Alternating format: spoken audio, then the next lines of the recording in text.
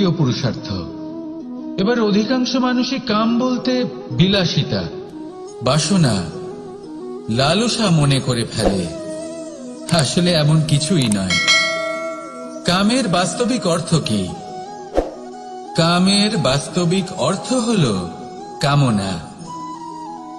প্রতিটা ব্যক্তি, প্রতিটা মানুষ, প্রতিটা জীব এই সংসারে কোনো না কোনো বিশেষ কারণে আসে। সেই কারণকে পূর্ণ করার জন্য কর্ম করাকে কাম বলে। এখন সেটা সবার জন্য ভিন্ন হতে পারে। কারোর কাছে সেটা জ্ঞান অর্জন করা হতে পারে, আবার কারোর কাছে নির্মাণ করা হতে পারে। কারোর জন্য পরিবারকে সঞ্চালন করা হতে পারে, আবার কারোর জন্য এই সংসার থেকে পাপ দূর করা হতে পারে। কিন্তু সবথেকে গুরুত্বপূর্ণ হলো যে মানুষ যেন নিজের কর্ম ঠিক করে করে, সম্পূর্ণ যত্ন নিয়ে করে। তৃতীয় পুরুষার্থ মানে এই কাম। এটার অনুচিত অর্থ নিজেকে বোঝানো মানেই সমগ্র জীবনকে অর্থহীন করে দেওয়া। তাই প্রেম দ্বারা আপনার এই সংসারে আসার কারণটাকে অনুসন্ধান করুন, আর এই প্রেমের সাথেই বলুন রাধা রাধা। ক্রোধ আপনার অন্তরের আরো একটা শত্রু। এই ক্রোধ আসলে কি? আপনার মনের এক ভাবনা, যা আপনার মনেই উৎপন্ন হয়। এই মন আত্মার সাথে যুক্ত থাকে। এখন একটা ভাবনা যা আত্মার সাথে যুক্ত থাকে, তাকে অনুচিত কেন বলা হয় সেটা বোঝার চেষ্টা করুন। ক্রোধ কখনো কখনো জরুরি হয়, বিশেষ রূপে তখন যখন আপনি সঠিক পক্ষে দাঁড়িয়ে রয়েছেন এবং সামনের ব্যক্তি অধর্মের পক্ষে রয়েছেন আর বিনম্রভাবে মানছেন না। যেমন শ্রীরাম ক্রুদ্ধ হয়েছিলেন সাগরের ওপর। ওটা উচিত ছিল, আর তা ততক্ষণই উচিত যতক্ষণ আপনি ক্রোধকে নিয়ন্ত্রণ করছেন। যদি ক্রোধ আপনাকে নিয়ন্ত্রণ করতে শুরু করে, তাহলে পরিস্থিতি এমনও হতে পারে, ধরুন একজন ব্যক্তির প্রতি ক্রোধের কারণে আপনি তার ক্ষতি করতে চান। আপনি একটা কয়লা হাতে নিলেন, আর সেই কয়লা সামনের ব্যক্তির ক্ষতি করার পূর্বে আপনার হাতে, তাহলে পরিস্থিতি এমনও হতে পারে, ধরুন একজন ব্যক্তির প্রতি ক্রোধের কারণে আপনি তার ক্ষতি করতে চান। সর্বপ্রথম আপনি একটা কয়লা হাতে নিলেন, আপনার কয়লা ধারণ করে সামনের ব্যক্তির আপনি আপনার নিয়ন্ত্রণ হারিয়ে ফেলেন, আর সবকিছু নষ্ট হয়ে যায়। বেশিরভাগ মানুষ ক্রোধে এমন সিদ্ধান্ত নেন যে সেটা তাদেরই বিনাশের কারণ হয়ে দাঁড়ায়।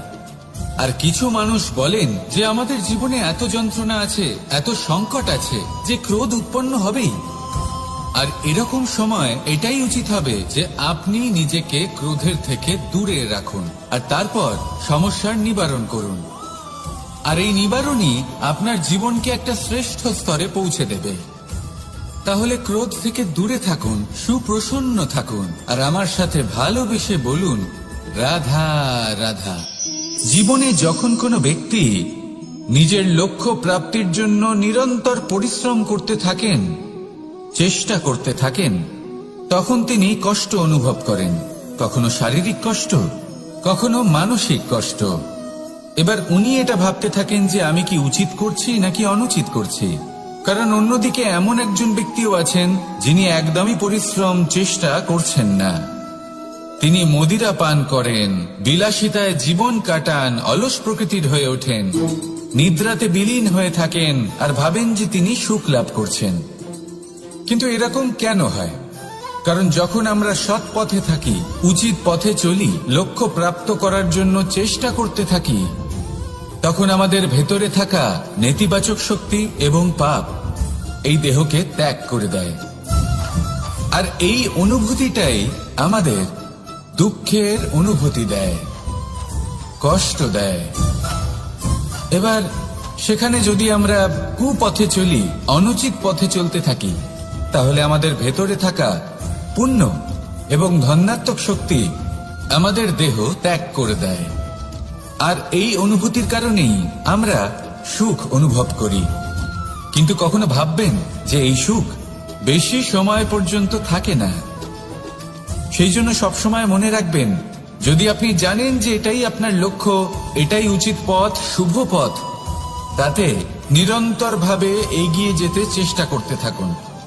এই কষ্ট আপনাকে সুখের পরাকাষ্ঠায় কখন পৌঁছে দেবে তা আপনি জানতেই পারবেন না।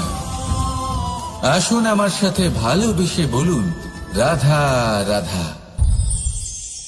ঈর্ষা আমাদেরই মনে বসবাস করা আরো একটা শত্রু। তবে এই শত্রু কখনো কখনো আমাদের জন্য লাভদায়কও হতে পারে, কিন্তু যদি আমরা সতর্ক না থাকি তাহলে সেটা ততটাই ঘাতক হয়ে উঠতে পারে।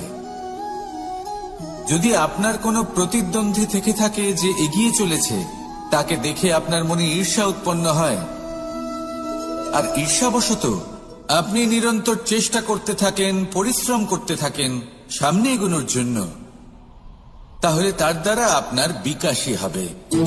কিন্তু যদি আপনি নিজের বিরোধীকে শেষ করতে দেওয়ার জন্য অগ্রসর হন, তাকে বিনাশ করার জন্য অগ্রসর হন, তাহলে এই ঈর্ষা প্রথমে আপনার বিনাশ অবশ্যই করবে। একটা কথা আছে, এটা পশু প্রবৃত্তি, আপনি শুধুই নিজের বিকাশের কথা ভাববেন। তিনিই হলেন প্রকৃত মানুষ, যিনি অন্য মানুষের জন্য প্রাণও দিতে পারেন। এই ঈর্ষা যদি আপনাকে বিকাশের পথে নিয়ে যেতে পারে তাহলে খুবই ভালো। যদি আপনাকে অন্য কাউকে বিনাশ করে দেওয়ার পথে অগ্রসর করে, তাহলে তার থেকে দূরে থাকাই ভালো। যেমন ধরুন, আপনার কাছে একটা সূচ আছে, যার দ্বারা আপনি ছেঁড়া কাপড়ও সেলাই করতে পারবেন বা অন্য কারোর পাত্রে ছিদ্রও করে দিতে পারবেন। আপনি কি চাইবেন, নিজের বিকাশ নাকি অন্য কারোর বিনাশ? সিদ্ধান্ত আপনারই। আসুন আর আমার সাথে ভালোবেসে বলুন, রাধা রাধা। পঞ্চম তত্ত্ব, আকাশ, নব, ব্যোম। আসলে কোনো ভ্রম নাকি সত্য? ভ্রম তো হতে পারে না, কারণ ভ্রমের মধ্যে কেউ বাঁচতেই পারে না। আর যদি সত্য হয় তাহলে এতটাই বিশাল যে আমাদের চোখের থেকে, আমাদের ইন্দ্রিয়ের থেকে, আমাদের মস্তিষ্কের থেকে, আমাদের চিন্তা ভাবনার থেকেও অনেক ঊর্ধ্বে, যাকে আমরা বুঝতেই পারি না। এটা যতটাই বিশাল আকার, ঠিক ততটাই সরল। এই আকাশ যতই অন্ধকারাচ্ছন্ন, ততটাই আলোর প্রকাশ প্রদান করে থাকে। দেখতে গেলে এ হলো জীবনের সঞ্চালক, কিন্তু যদি ক্রুদ্ধ হয়ে যায় তাহলে প্রাণ কেড়ে নিতেও দ্বিধাবোধ করে না।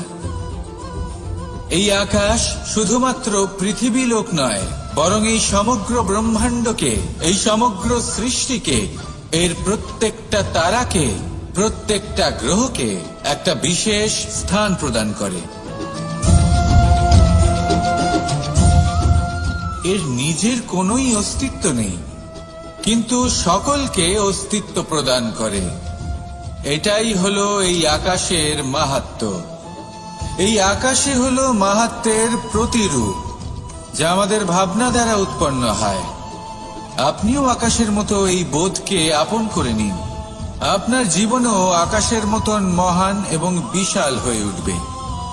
আর তখনই মন সুপ্রসন্ন হয়ে বলবে, রাধা রাধা। কামবোধ, এটাই আপনার অন্তরের প্রথম শত্রু। বেশিরভাগ মানুষই কামবোধ বলতে লালসা বোঝেন, কিন্তু এটা সম্পূর্ণ সত্য নয়। কামের আসল অর্থ হল কামনা। এটা খুবই সহজ ব্যাপার। মনুষ্য শরীর থাকলে, মানুষের মন থাকলে এই কামনা অবশ্যই থাকবে। এবার এটাই দেখতে হবে যে এই কামনা নেতিবাচক কামনা নাকি ইতিবাচক কামনা। অন্য কারোর জিনিসে নজর দেওয়া, অন্য কোনো মানুষের উপর নজর দেওয়া, কোনো অনুচিত বস্তুর দিকে নজর দেওয়া, এই নেতিবাচক কামনা। আর এই দুষ্কামনা মানুষকে দিয়ে অপকর্ম করাবেই করাবে। তাই মনে রাখবেন, যে ব্যক্তি নিজের কামনাকে নিয়ন্ত্রণে রাখতে পারেন, তিনি সঠিক পথেও থাকেন, সঠিক লক্ষ্যে পৌঁছতেও পারেন। যিনি কামনা নিয়ন্ত্রণে রাখতে পারেন না, তিনি তার পথও হারিয়ে ফেলেন এবং লক্ষ্যচ্যুতও হন। তাই মনে রাখবেন, নিজের কামনাগুলিকে নিয়ন্ত্রণে রাখুন। কাম নামক এই শত্রুর ওপর বিজয় লাভ করুন। আর আমার সাথে ভালোবেসে বলুন, রাধা রাধা। বায়ু, পঞ্চতত্ত্বের মধ্যে তৃতীয় তত্ত্ব। কেউ একে সমীর বলে, আবার কেউ একে পবন বলে। প্রথম কথা হলো এটাই যে এই বায়ু আমাদের জীবন দান করে প্রতিদিন, প্রত্যেক মুহূর্তে। এই বায়ুর কারণেই আমরা নিঃশ্বাস নিতে পারি, জীবিত থাকতে পারি। এই বায়ুই হলো সেই যা সকল মেঘেদের একত্রিত করে একটি স্থানে আর বর্ষা ঘটায়। আর এই বর্ষার কারণেই এই ধরিত্রীতে অন্ন উৎপন্ন হয়। এই বায়ুকে দেখুন, কখনো এতটা সৌম্য যে আপনার কোনোই তফাৎ বোধ হয় না, আর কখনো কখনো এমন রূপ ধারণ করে ফেলে যে অনেক বড় বড় পর্বতের আকার পর্যন্ত বদলে ফেলে। এটাই হলো বায়ুর বিশেষত্ব। বায়ু শেখায় যে সময়ের সাথে সাথে বইতে থাকো, সকলকে জীবন দান করো, সকলকে সাহায্য করো, কিন্তু যখন বিপদ সামনে আসবে তখন দৃঢ় হয়ে সম্মুখীন হও।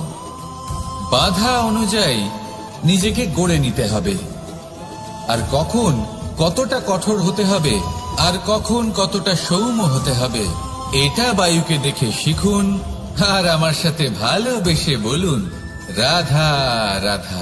অগ্নি, চতুর্থ তত্ত্ব, সব থেকে বেশি গুরুত্বপূর্ণ কিন্তু তার থেকেও বেশি ভয়াবহ।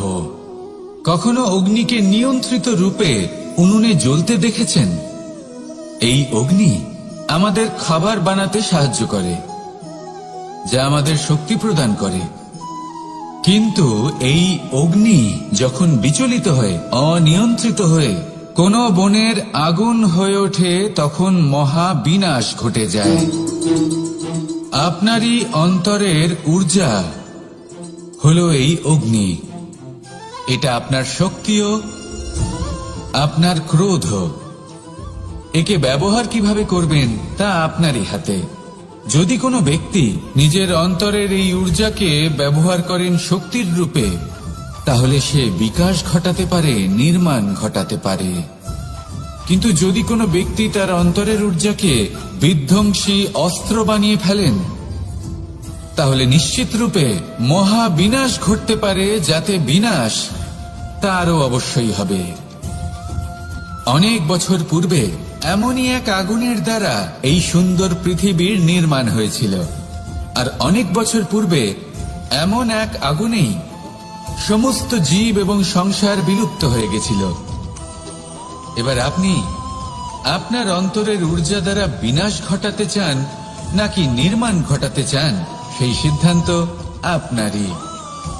আসুন আমার সাথে ভালোবেসে বলুন রাধা রাধা। জীবনে যদি আপনি বন্ধু লাভ করতে চান, তাহলে আপনাকে অনেকগুলো কাজ করতে হবে। প্রথমে একজন যোগ্য পাত্র সন্ধান করতে হবে, তারপর তার সাথে সময় কাটাতে হবে, সুখ দুঃখে তার সাথে থাকতে হবে, তবে গিয়ে সে বন্ধু হবে। কিন্তু যদি আপনি শত্রু খুঁজতে চান, তাহলে কোথাও যাওয়ার দরকার নেই, কারণ আপনার সব থেকে বড় শত্রু আর কোথাও নেই, আপনারই মনের মধ্যে, আপনার চেতনায় রয়েছে। ক্রোধ, মোহ, লোভ, কাম, মদ, মাৎসর্য, এ এমন 6 সব থেকে বড় শত্রু যা আপনার আগামী 7 জন্ম নষ্ট করে দিতে পারে, যদি আপনি এদের না সামলাতে পারেন। এবার এদের সাথে যদি যুদ্ধ করতে হয়, তাহলে একটা মহাভারতের মতো দেখুন, যেখানে অর্জুনও আপনি আর কৃষ্ণও সেই আপনি। কারণ এই যুদ্ধ আর অন্য কারোর সাথে নয়, বরং নিজের সাথে। এগুলো অন্তর মনের যুদ্ধ, আর এটা জয় করা যেতে পারে নিয়ন্ত্রণ এবং অনবরত চেষ্টার দ্বারা। তাই এটাই করুন, এই 6 শত্রুকে পরাজিত করুন এবং আমার সাথে ভালোবেসে বলুন রাধা রাধা। বিষ এবং অমৃত, এর ভিত্তিতেই সংসার চক্র চলতে থাকে। যখন সমুদ্র মন্থন হয়েছিল, তখন এই দুই প্রাপ্ত হয়েছিল। প্রথমে বিষ পাওয়া গেল, তারপর অমৃত। জীবন মন্থন করলেও এগুলো লাভ করা যায়। এবার এই যে বিষ, তা হলো অমৃতের থেকে অনেক বেশি শক্তিশালী এবং সেই জন্যই অনেক বেশি ঘাতকও। এবার বোঝার চেষ্টা করি এই বিষ আসলে কি। যে কোনো বস্তু বা কোনো ভাব যদি মাত্রার থেকে বেশি পরিমাণে আপনার কাছে থাকে, প্রয়োজনের থেকে বেশি আপনার কাছে থাকে, তাহলে সেটা আপনার কাছে বিষ সমান হতে পারে। তা সে ধন হোক, শক্তি হোক, সম্মান হোক, ইত্যাদি ইত্যাদি। যদি আপনার কাছে এমন কিছু থেকে থাকে যা মাত্রার থেকে বেশি পরিমাণে আপনার কাছে আছে, তাহলে তাকে ভাগ করতে শিখুন। যদি আপনি ভাগ করতে শিখে যান, তাহলে এই বিষই আপনার জন্য অমৃতে পরিণত হবে, আর তাদের কাছেও অমৃত সমান হয়ে উঠবে যাদের এই সাহায্যের প্রয়োজন। তাহলে ভাগ করে নিতে শিখুন আর আমার সাথে ভালোবেসে বলুন, রাধা রাধা। বেশিরভাগ মানুষই এই কথা জানেন যে আমাদের শরীর 5টি তত্ত্ব দ্বারা নির্মিত, যাকে আমরা পঞ্চতত্ত্ব বলি। জল, অগ্নি, বায়ু, ধরিত্রী এবং আকাশ। এবার এই কথা আমরা সকলে জানি, কিন্তু এগুলোর সাথে কিছু গুণ জড়িয়ে রয়েছে যেগুলো আমরা দেখতে পাই না। যদি এই গুণগুলি আমরা আত্মসাৎ করতে শিখে যাই, তাহলে সাক্ষাৎ পরমেশ্বরের দর্শন আমরা পেতে পারি। যদি কথা বলি প্রথম তত্ত্বের, জলের কথা, জল যা প্রত্যেক জ্বলনকে শীতলতা প্রদান করে। এই জলকে দেখুন, যা শুধু প্রবাহিত হতে জানে, থামতে জানে না। জল পাথরের সাথে সংঘর্ষ করতে জানে, যার পথে অনেক বাধা আসে, কিন্তু সে প্রবাহিত হতে থাকে। নিরাকার হলো এই জল, যে কোনো পাত্রেই রাখুন না কেন তার আকার ধারণ করে নেবে। এটাই হলো এর বিশেষত্ব এবং এটাই হলো আমাদের শিক্ষা। কিভাবে প্রবাহমান থাকতে হবে, কিভাবে আমাদের থামলে চলবে না, তাতে আমাদের পথের মধ্যে যতই যেরকমই সমস্যা আসুক না কেন, আমাদের এই জলের মতোই নিরাকার হয়ে যে কোনো পরিস্থিতিতেই প্রবাহমান থাকতে হবে। এই শিক্ষাই জলের থেকে লাভ করুন আর আমার সাথে ভালোবেসে বলুন, রাধা রাধা। মন, জীবনে যখনই কোনো বস্তু বা সুখ স্বাচ্ছন্দ্য অধিক মাত্রায় আপনার কাছে চলে আসে, তখন নিজেকে শ্রেষ্ঠ মনে করার একটা প্রবণতা দেখা যায়, যা হয় আত্মবিশ্বাসে পরিণত হয়, নয়তো অহংকারে। এবার আত্মবিশ্বাস আর অহংকারের মধ্যে অনেক বড় পার্থক্য রয়েছে। আমি এটা করতে পারি, আমি ওটাও করতে পারি, এ হলো আত্মবিশ্বাস। শুধুমাত্র আমি এটা করতে পারি, শুধুমাত্র আমি ওটাও করতে পারি, আমি হলাম সর্বশ্রেষ্ঠ, এটা হলো অহংকার। এবার এই অহংকার এর ধ্বনি অনেক দূর প্রবাহিত হয় আর এর প্রহার সর্বপ্রথম আপনাকে বিপর্যস্ত করে। এবার এই অহংকার এর বিপরীত শব্দ হলো বিনয়, অর্থাৎ নিজের ঊর্ধ্বে উঠে অন্যের বিষয় ভাবনা চিন্তা করা, সংসারের বিষয় ভাবা। এই বিনয়ী হবার চেষ্টা করুন, একের থেকে অনেক হওয়ার চেষ্টা করুন এবং একসাথে থাকার চেষ্টা করুন। নিশ্চিত রূপেই আপনি বিকাশের কারণ হবেন। মত্ততা থেকে নিজেকে দূরে রাখুন, অহংকার থেকে নিজেকে দূরে রাখুন। এই মন প্রসন্ন হয়ে বলবে, রাধা রাধা। মানুষ বড়ই বিচিত্র প্রাণী। অধিক থেকে অধিকতর ধন লাভ করার চেষ্টায় নিজের শরীরকে নষ্ট করে ফেলেন, নিজের শক্তি হারিয়ে ফেলেন, নিজের সামর্থ্য হারিয়ে ফেলেন। আর যে ধন লাভ করেন সেটা কোথায় যায়? সেই শক্তি, সেই সামর্থ্যকে আবার ফিরে পাওয়ার জন্য। আর কিছু মানুষ জীবন এমন ভাবে যাপন করেন যেন তা কখনোই শেষ হবে না, কিন্তু শেষ তো সবারই হবে। আর যখনই শেষটা কাছে চলে আসে, তখন মানুষ এটা বুঝতে পারেন যে সে জীবনকে উপভোগ করেননি। তার কারণটা কি? লালসা। এই লালসা জন্ম দেয় লোভকে, আর এই লোভ জন্ম দেয় আপনারই বিনাশকে। সেই জন্য আজ আপনার কাছে যা কিছু আছে, যেমনটা আছে, তার সাথে জীবন যাপন করুন, পূর্ণরূপে যাপন করুন। আপনার কাছে যতই ধন, শক্তি, মান থাকুক, তা সবার মধ্যে ভাগ করতে শিখুন। ভাগ করলে ভালোবাসা বাড়ে, আর এই ভালোবাসা দ্বারা জীবন আরো সুখময় হয়ে ওঠে। তাহলে আসুন আর আমার সাথে ভালোবেসে বলুন, রাধা রাধা। পঞ্চতত্ত্বের মধ্যে দ্বিতীয় তত্ত্ব হল ধরণী, ভূমি, যাকে আমরা ধরণী মাতা বলি। এই ধরণী ধৈর্য ধারণ করে, আর এর উপরেই আমাদের সমগ্র সংসার নির্ভরশীল। কারণ এই ভূমি সহ্য ক্ষমতা রাখে, এর সহ্য ক্ষমতা হলো অপরিসীম। সন্তান যতই আঘাত প্রদান করুক না কেন, প্রেম পূর্বক সহ্য করে আর তার বদলে অমূল্য রত্ন প্রদান করে। সন্তান যদি হাল চালায় তাহলে তার বদলে তাকে অন্ন প্রদান করে। এটাই হলো ধরনী। এবার এর থেকে আমরা কি শিক্ষা পেতে পারি?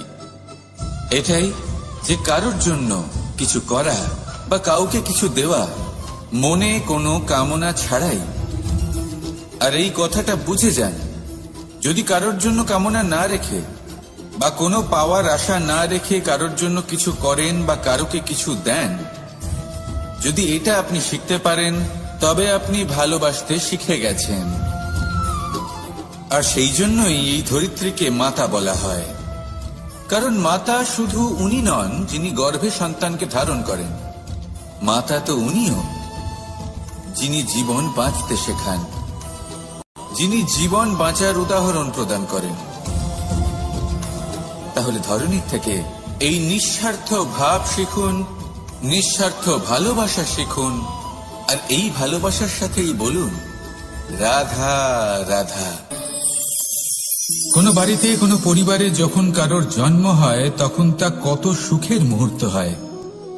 সেই ছোট্ট সন্তান যখন কিছুটা বড় হয় সে হাঁটার চেষ্টা করে, আর সেই প্রক্রিয়াতেও খুব বড় একটা শিক্ষা লুকিয়ে রয়েছে, ঠেলে দেওয়া।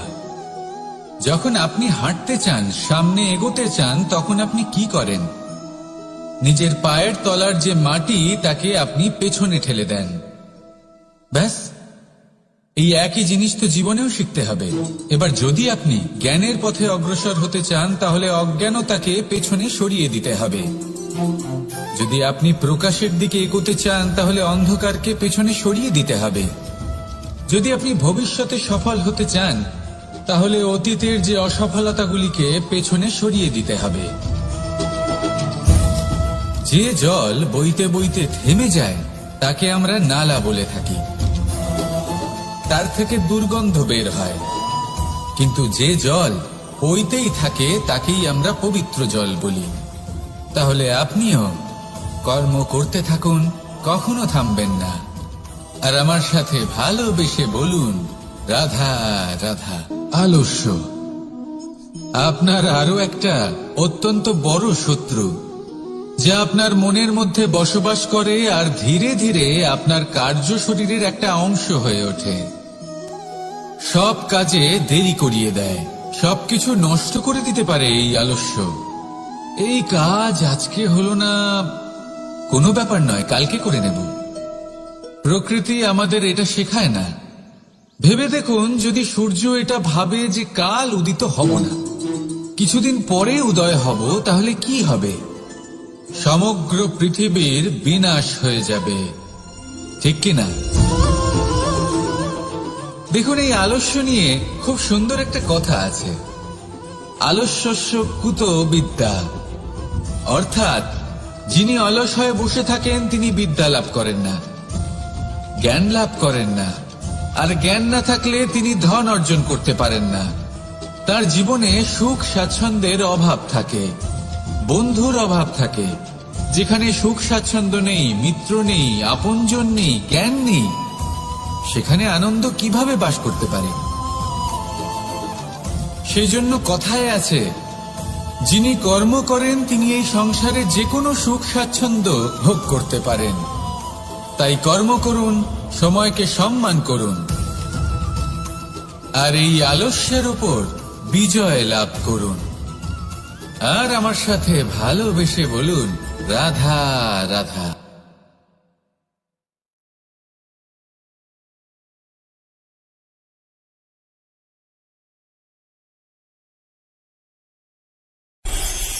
কর্ম কে করলেন আর কে নিজের প্রাণ হারালেন?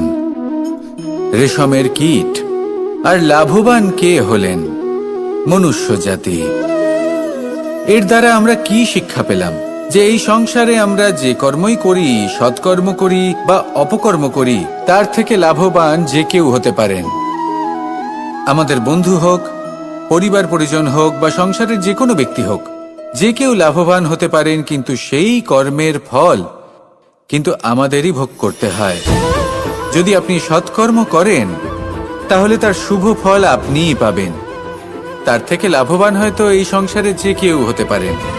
সেরকমই যদি আপনি অপকর্ম করে থাকেন, তার থেকে সংসারের যে কোনো ব্যক্তি যতই লাভবান হোক না কেন, তার থেকে ক্ষতি আপনাকেই ভোগ করতে হবে। তাহলে আপনি কি সুফল চান নাকি ক্ষতিগ্রস্ত হতে চান, সেটা নির্ভর করছে আপনার কর্মের উপর। তাহলে ভেবেচিন্তে কর্ম করুন আর আমার সাথে ভালোবেসে বলুন, রাধা রাধা। আজ আমি আপনাদেরকে 3টি প্রশ্ন করব।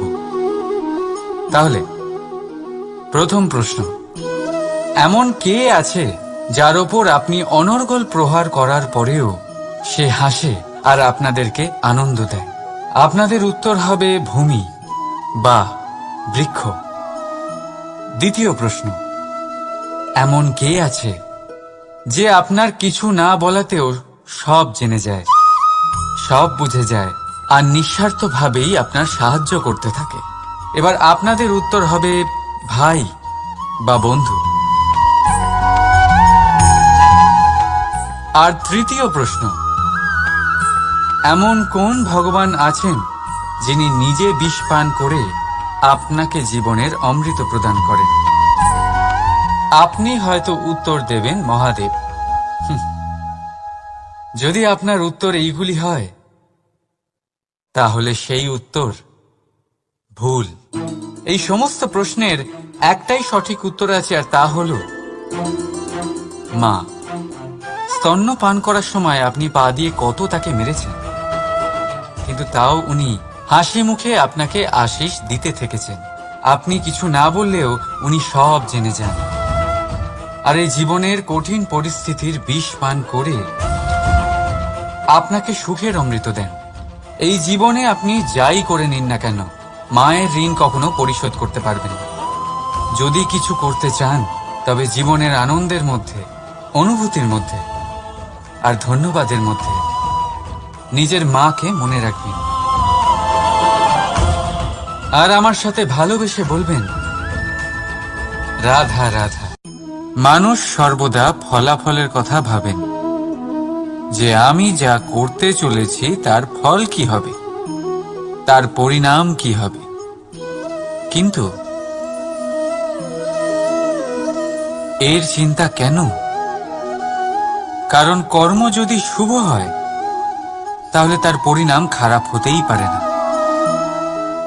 শুভ চিন্তা নিয়ে যারা কর্ম করেন তাদের ফলের চিন্তা কিসের? যারা ফুল বিক্রি করেন তাদের মাঝে সাঝে কাঁটা নিশ্চয়ই ফোটে, কিন্তু সুগন্ধ তাদের হাতে থেকেই যায়। হীরের সন্ধানে কয়লার খনিতে নামা ব্যক্তি কালিমা লিপ্ত হয়ে গেলেও তার হাতে হীরে অবশ্যই থাকে। তাই শুভ চিন্তা নিয়ে কর্ম করে যান, পরিণাম শুভই হবে।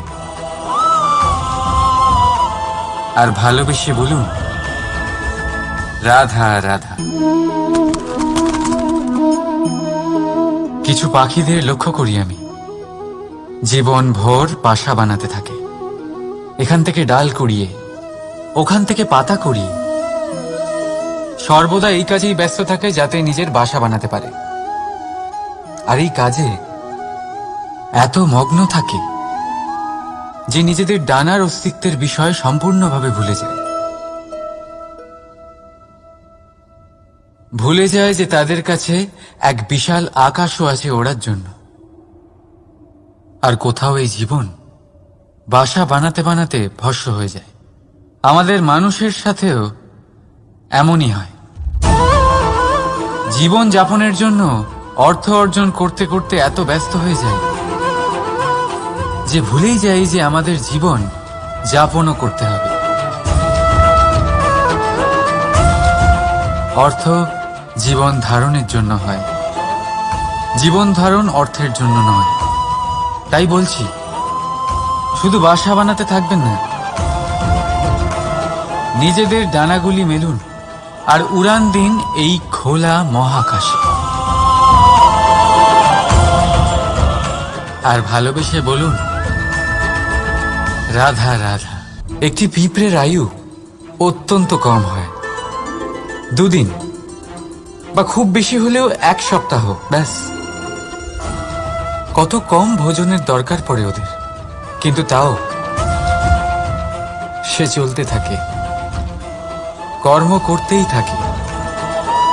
আগামী প্রজন্মের স্বাচ্ছন্দ্যের জন্য কখনো থেমো না, কর্ম করে যাও, চলতেই থাকো।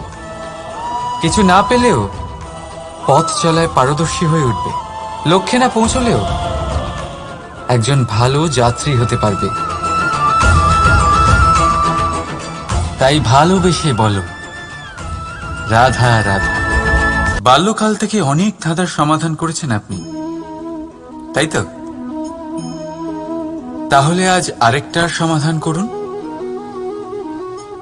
বলুন, আপনার জীবনে এমন কি আছে যেটা আপনার সবচেয়ে বড় বন্ধু আর আপনার সবচেয়ে বড় শত্রু?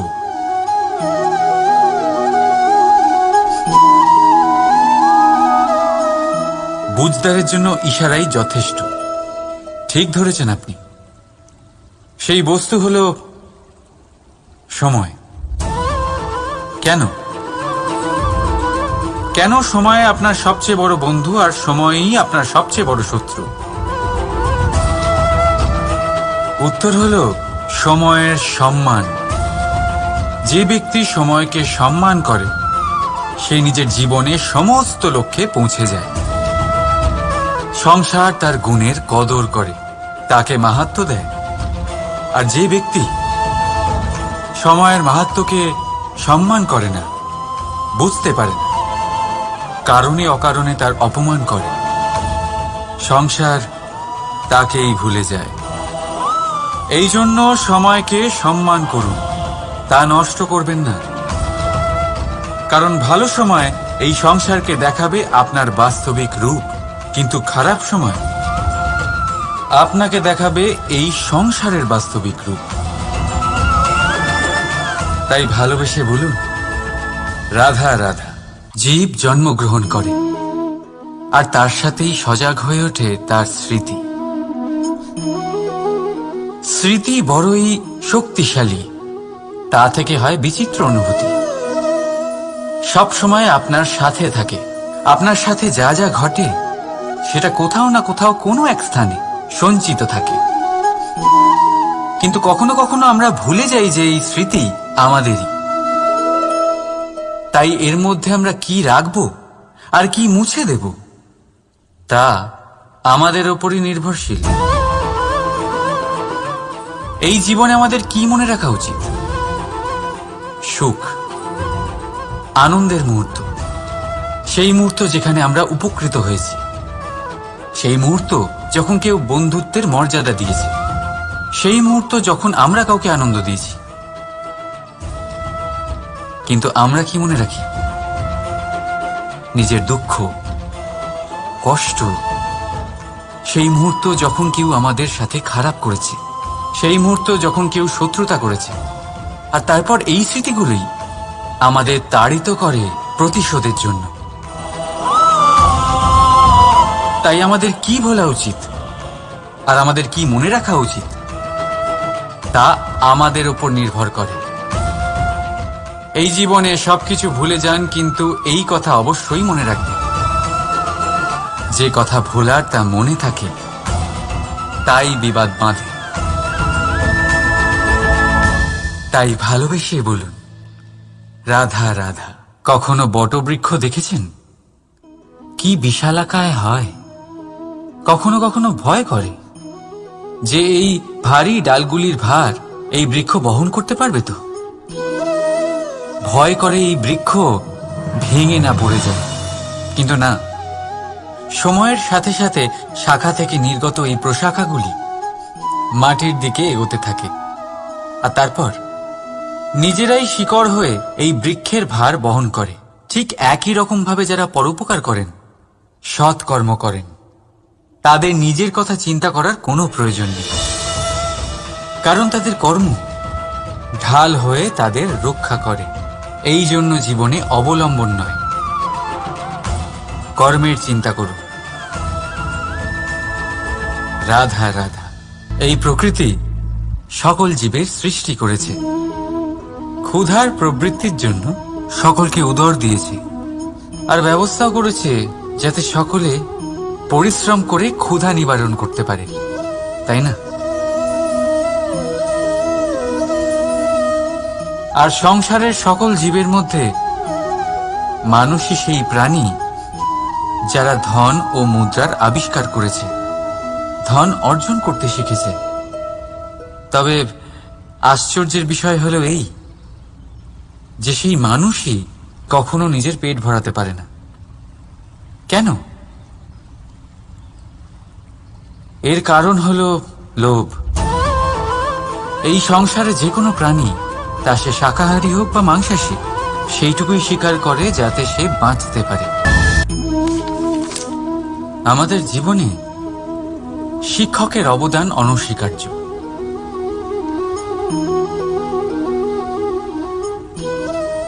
শিক্ষক যিনি আমাদের জীবন ধারণের প্রয়োজনীয় শিক্ষা দেন, জীবন যাপন শেখান, আর মৃত্যুর পরেও কিভাবে সুনাম বজায় থাকবে তা শেখান। কিন্তু যদি কেউ এই প্রশ্ন করে যে আমাদের জীবনে সবচেয়ে বড়, সবচেয়ে গুরুত্বপূর্ণ শিক্ষক কে, তাহলে কেউ বলবেন মা। কারণ এই সংসারে মায়ের থেকে বেশি শিক্ষা আর কে দিতে পারেন? কেউ বলবেন অধ্যাপক, কারণ অধ্যাপকই আমাদের অস্ত্র আর শাস্ত্রের শিক্ষা দেন। আবার কেউ বলবেন বন্ধু। কিন্তু এই তিনজনের মধ্যে একটা মিল আছে। এরা প্রথমে আপনাকে শেখান, আর তারপর আপনাদের পরীক্ষা নিয়ে দেখেন যে আপনি কি শিখেছেন। কিন্তু বাস্তবে সবচেয়ে গুরুত্বপূর্ণ শিক্ষক হলেন তিনি, যিনি এর বিপরীত করেন, যিনি প্রথমে আপনার পরীক্ষা নেন, তারপর আপনাকে শেখান। নাকি বলবো, পরীক্ষা দিতে দিতে আপনি নিজেই শিক্ষা লাভ করেন।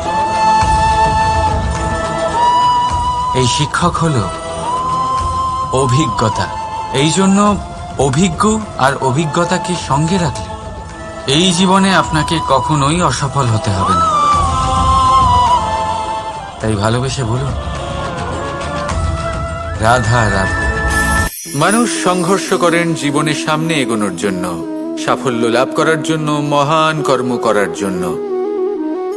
কখনো সে জীবনে একা হয়ে যায়, আবার কখনো তার জীবনে অনেক সংখ্যক লোক চলে আসেন, তাদের সাথে ভিন্ন ভিন্ন ধরনের সম্পর্ক গড়ে ওঠে। কিন্তু তখনই সাবধান থাকা প্রয়োজনীয়, কারণ সব সম্পর্ক সত্য হয় না। যেমন দেখবেন, যখন সাফল্য আসে তখন জীবনে অনেকগুলো সম্পর্কও আসে, নতুন নতুন সম্পর্ক গড়ে ওঠে। কিন্তু যখন ব্যর্থতা আসে তখন খুব কম সম্পর্ক গড়ে ওঠে। আর বেশিরভাগ সময় এই ব্যর্থতার সময় গড়ে ওঠা সম্পর্ক আজীবন আপনার সাথে থেকে যায়। সাফল্য হোক বা অসফলতা, তার কোনো প্রভাব সেই সব সম্পর্কে পড়ে না। সেখানেই সাফল্যের পরে যে সম্পর্ক গড়ে ওঠে, বেশিরভাগ সময় এমনও দেখা যায় যে তার মধ্যে বেশিরভাগ মানুষ আপনাকে নিজের কাজে লাগাবেন, আপনাকে ব্যবহার করবেন, সময় এলে পরে আপনাকে ঠকাতেও পারেন। এর অর্থ এটা নয় যে আপনি জীবনে নতুন সম্পর্ক বানাবেন না, অবশ্যই বানাবেন, কিন্তু ব্যক্তি এবং সম্পর্কের পরখ করা আবশ্যক, আর সময় সময় সেটা করা আবশ্যক। যে কটি সম্পর্ক আপনার জীবনে আছে, যারা আপনার সাথে জড়িয়ে সারা জীবন, যারা আপনার সাথেই থাকবেন, তাদের যত্ন নিন আর তাদের সাথেই অগ্রসর হন। আর আমার সাথে ভালোবেসে বলুন, রাধা রাধা।